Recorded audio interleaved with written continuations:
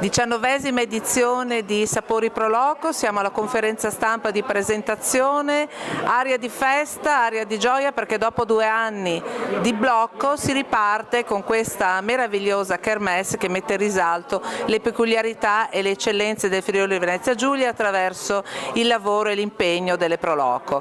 E io mi trovo con il presidente Walter Pezzarini, al quale chiediamo proprio quali siamo ripartiti e quali sono anche le novità in cartella, perché ce n'è diverse. Sì, dopo 2 anni in cui abbiamo annullato l'evento, torna Sapori Pro Loco, un segnale molto forte per le nostre associate, perché se parte Sapori Pro Loco partiranno tutti gli eventi che le singole Pro Loco organizzeranno nei propri paesi per tutta l'estate fino al tardo autunno. 2 i fine settimana che abbiamo programmato, 14, 15, 20, 21 e 22. Sapori Pro Loco è la promozione della filiera enogastronomica della nostra regione. 22 le Pro Loco presenti, che presentano anche i prodotti a marchio Io Sono FVG per un accordo che abbiamo fatto con AgriFood, che gestisce questo marchio per conto della regione. Torna allo stand delle birre artigianali, 9 aziende che presentano birre artigianali, anche qui qualcuna è a marchio Io Sono FVG. L'enoteca gestita dalle Pro Loco di Buttrio e di Bertiolo, che sono quelle 2 realtà che organizzano 2 importanti eventi enologici nei propri paesi.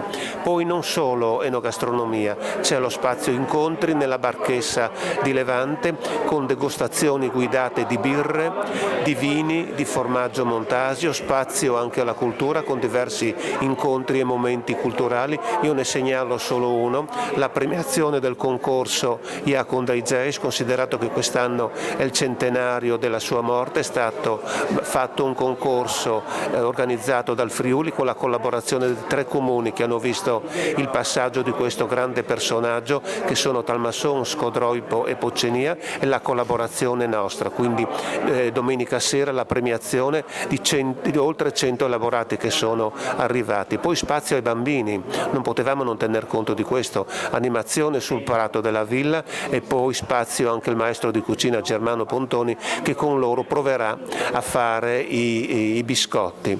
Poi passeggiate nel polmone verde parco di Villa Manin, 18 ettari, con una visita guidata con un botanico, poi visita anche alle risorgive, ai paesi intorno a Codroipo, con visite guidate alle chiesette o le ville storiche.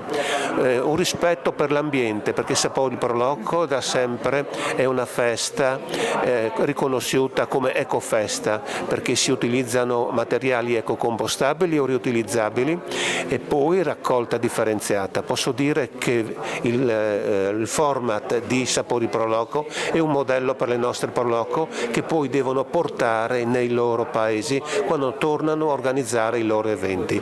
Vi aspettiamo tutti a Villa Manin 14 e 15, 20 e 22 maggio prossimi. Grazie Presidente. E alla conferenza stampa di presentazione di Sapori Pro Loco non poteva mancare la grandissima protagonista e sostenitrice di questa iniziativa meravigliosa, ossia la Regione, rappresentata dal Presidente del Consiglio regionale Piero Mauro Zanin. Siamo ripartiti dopo 2 anni e mi pare che la ripartenza delle premesse alla grande. Diciamo che c'è stata un periodo di difficoltà che adesso abbiamo completamente, credo, superato, da questo entusiasmo che ha fatto sì che il volontariato, la generosità del nostro popolo friulano, della straordinaria gente della nostra regione ha tenuto duro, si è ripensata, si è ricollocata, e oggi con Sapori Pro Loco di fatto lanciamo una manifestazione, un evento che è tra i più importanti della nostra regione, perché unisce, così come diciamo, le porte di Villa Manin, riesce a unire quello che è l'aspetto interiore della nostra comunità, quello legato alle tradizioni, alle identità, alla lingua, anche alla capacità enogastronomica, quindi a quel Friuli che è geloso di quello che è, ma anche all'esterno, come una porta che ti fa entrare e ti fa uscire, e quindi quell'esterno che lancia una proiezione di questi valori fondamentali, dicevo prima, generosità e solidarietà, in tutto il mondo, anche attraverso l'intuizione di questo marchio Io Sono FVG, che fa sì che chi vede